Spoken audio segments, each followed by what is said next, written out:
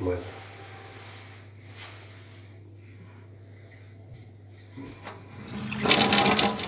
No hay tanta presión, por favor, que va a pasar el cloro como... Antes de cola, el cordero máximo. Se supone que ya la fría. Claro. Ahí está. A la derecha va frío. Perfecto.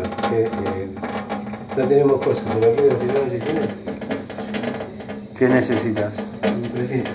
No, ¿Sí, precinto? dejalo así. No, pero por ahí quiere un precinto. Ah, por ahí lo quiere manipular. Ese es el tema. Porque... ¿Qué es eso? Estoy probando el recorrido. Estoy probando el recorrido del pico, porque pasaba que con las otras mangueras se movía todo el equipo, pero estas son más Sí, flexibles. qué lindo.